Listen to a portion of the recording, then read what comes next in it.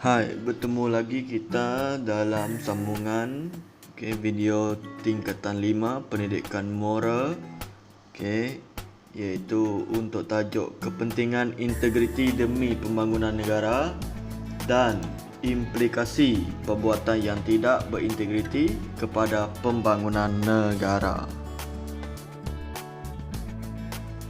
So kita pergi kepada yang pertama, iaitu berkaitan dengan kepentingan integriti demi pembangunan negara. So poin yang pertama adalah itu meningkatkan imej negara. Kat sini, mengapa imej negara boleh meningkat apabila integriti ini dilaksanakan dengan bagus di negara kita, iaitu negara kita akan lebih aman. Apabila negara kita lebih aman, iaitu kes-kes jenayah berkurang. Apabila kes jenayah berkurang, lepas tu pembangunan negara membangun dengan pesat. So apabila negara kita membangun dengan pesat, so banyak para pelancong yang akan cuba nak datang untuk melihat sendiri bagaimana keadaan di negara kita. So yang kedua adalah memartabatkan perusahaan kecil dan sederhana. So dekat sini mungkin import dan ekspor antara dua negara, ataupun antara negara-negara lain dan negara kita. So dekat sini secara tidak langsung dia akan meningkatkan pendapatan perusahaan kecil. Contohnya barang-barang kraft tangan dan sebagainya. So banyak lagi. Lepas tu yang ketiga adalah yang mewujudkan sistem pentadbiran yang telus. So dekat sini, apabila negara kita mengamalkan sistem ataupun mengamalkan integriti yang bagus di negara kita, so secara tidak langsung kes rasuah ni akan berkurang dan negara kita akan bebas daripada rasuah. So apabila bebas daripada rasuah, so sudah tentu pentadbiran negara kita akan lebih sistematik. So meningkatkan kebolehpercayaan rakyat. Maksudnya rakyat akan percaya kepada pentadbiran negara kita. So yang seterusnya adalah meyakinkan pelaburan asing untuk meneruskan pelaburan.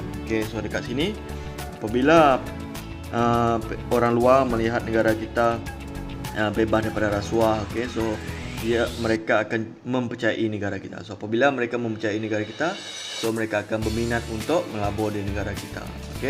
So cuba bayangkan kalau negara kita terlalu tinggi kes rasuah, ataupun kes jenayah, so sudah tentu pelabur asing dia tidak berminat untuk melabur dekat negara kita. Lepas tu seterusnya adalah menegakkan keadilan dalam kalangan rakyat. So dekat sini, kenapa dia menegakkan keadilan dalam kalangan rakyat, iaitu integriti, maksudnya adil. Apa-apa keputusan yang dibuat oleh kerajaan, dia harus adil.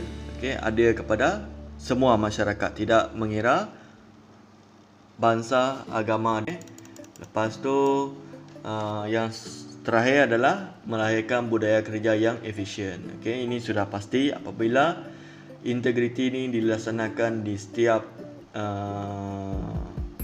sudut ataupun di semua peringkat, terutamanya penjawat awam ataupun penjawat swasta.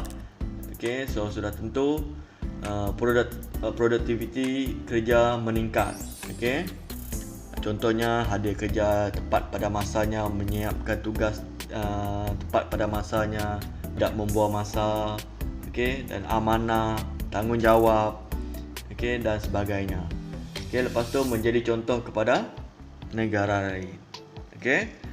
So itu serba sedikit berkaitan dengan kepentingan integriti demi pembangunan negara.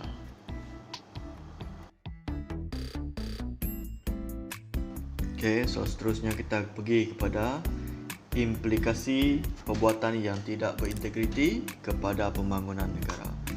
So dekat sini, kalau dilihat banyak implikasi dia ataupun banyak kesan-kesan dia. Kesan yang buruk. So kita pergi kepada yang pertama. So kita tengok sepintas lalu. Kadar jenayah dan gejala sosial meningkat. So kalau individu ataupun setiap orang tidak berintegriti, so kadar jenayah semakin meningkat. Sebab apa semakin meningkat? Sebab cuba untuk mendapatkan apa? Iaitu mendapatkan wang berlebihan. okey, untuk menyara hidup. Okey. Lepas tu ketenteraman dan keharmonian negara tergugat. Okey. So apabila jenayah kes jenayah tinggi, okey, sudah tentu keharmonian negara tergugat ataupun ketenteraman tergugat. Okey. Lepas tu berlaku ketidakadilan sosial dalam negara. Okey, sudah pasti akan berlaku sekiranya negara kita tidak mengamalkan integriti. Okey, maksudnya akan memilih kroni. Okey. Maksudnya tidak adil lah. Okey. Mungkin mengira jantina, okey, mengira bangsa dan sebagainya. Okey. Lepas tu pelaburan asing hilang kepercayaan. Okey, ini sudah disebut tadi. Okey. So sudah tentu apabila negara kita tidak mengamalkan integriti, sudah tentu pelaburan asing dia akan tidak berminat untuk melabur di negara kita. Sebab apa? Sebab banyak kes jenayah, okey, tidak aman dan sebagainya. Okey. Lepas tu pergolakan politik. Maksudnya politik ni akan huru-hara. Okey. Lepas tu kegiatan rasuah berleluasa, ini sudah tentu banyak rasuah yang akan berlaku. Okey. Tidak kisah rasuah jenis apa. So rasuah tu akan tetap akan berlaku sekiranya individu ataupun organisasi tidak mengamalkan integriti. Lepas tu campur tangan pihak luar dalam pentadbiran negara kita. Okey. Lepas tu pembangunan dan ekonomi negara akan terjejas. Ini sudah tentu. Okey. So siapa yang akan terbeban adalah rakyat. Okey, kita sebagai rakyat akan terbeban sekiranya ekonomi negara kita terjejas. Okey. Contohnya pendapatan akan hilang pendapatan, okey, akan hilang pekerjaan, okey, dan banyak lagi. Okey, lepas tu wujud jurang ekonomi. Okey, so yang kaya akan makin kaya dan yang miskin akan terus miskin. Sebab apa macam tu? Sebab integriti. Okey, so kenapa integriti boleh menyebabkan isu jurang ekonomi? Okey, so kena tengok balik berlaku ketidakadilan dalam negara kita. Okey, contohnya kalau kita nak mohon pekerjaan, kalau tidak adil maksudnya akan pergi kepada orang A saja yang akan dapat, yang B tak dapat. So kena tengok dekat situ lah. Okey. Lepas tu imej negara terjejas. Ini sudah tentu akan terjejas. Okey. Sebab apa? Orang luar akan melihat negara kita tidak terurus. Okey. Sebab apa? Sebab banyak kes jenayah, okey, banyak isu rasuah, banyak isu tidak adil, okey, dan sebagainya. Okey. So ini adalah beberapa kesan sekiranya kita tidak berintegriti kepada pembangunan negara kita. Okey, so banyak kesan dia. Okey, so kesimpulan dia, sikap integriti ni mesti dipupuk dalam diri kita. Yang pertama dalam diri kita, lepas tu dibawa kepada keluarga. Okey, lepas daripada keluarga, okey, kita akan bawa kepada organisasi sebab kita bekerja. Okey, apabila kita bekerja, kita membawa integriti ni dalam organisasi. Okey, so dia ada berperingkat. Okey, so yang pertama tadi adalah individu. Okey, kita kena belajar sendiri, okey, amalkan sendiri sikap individu. Okey, lepas tu kita kena ajar ataupun didik keluarga kita.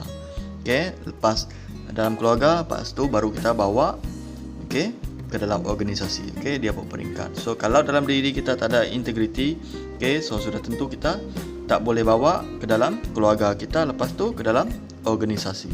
Okey, dia adalah berhubung kait. Okey, berhubung kait antara satu sama lain. Okey, so itu saja yang kita akan belajar dalam unit 6. Okey, so di penghujungnya adalah berkaitan dengan nilai. Okey, so nilai yang telah disebut dalam awal pembelajaran unit 6. Okey, so apa hubung kait dia dengan beberapa perkara yang kita dah bincangkan. Okey, iaitu cadangan nilai. So yang pertama adalah kejujuran. Okey, so kenapa kejujuran ni diterapkan dalam nilai unit 6? Iaitu dia nak kita jujur dalam setiap perbuatan kita, iaitu integriti. Okey, so maksudnya jujur dalam melaksanakan tugas. Okay, seterusnya harga diri. Okey, so kita perlu menjaga maruah diri kita, okey, supaya kita tidak terlibat dengan kes-kes yang berkaitan dengan integriti. Okey, iaitu jenayah integriti. Okey, jenayah yang berkaitan dengan integriti, contohnya terlibat dengan kes rasuah, okey, kes penyelewengan dan sebagainya. Okey, so kita kena elakkan diri supaya maruah diri kita dapat dipelihara. Okey, lepas tu toleransi, iaitu bertolak ansur, okey, bertolak ansur dengan masyarakat sekeliling kita. Okey. Lepas tu yang seterusnya adalah rasional. Okey, sebelum kita melakukan suatu perbuatan, okey, pastikan kita fikir, okey, tindakan kita itu betul ataupun salah. Okey, so apa akibat dia apabila kita berbuat demikian. Okey, so kita kena fikir dululah sebelum bertindak. Okey, so yang terakhir adalah patriotisme. Okey, yang berkaitan dengan perasaan cinta kita terhadap negara kita. Okey, sebab dalam topik ini adalah pembangunan negara. Sudah tentu kita mesti ada sikap untuk cinta akan negara kita dan membangunkan negara kita bersama-sama dengan kerajaan. Okey, antara masyarakat, okey, sama-sama membangunkan negara kita. Okey, tidak kisah dari aspek apa. Okey.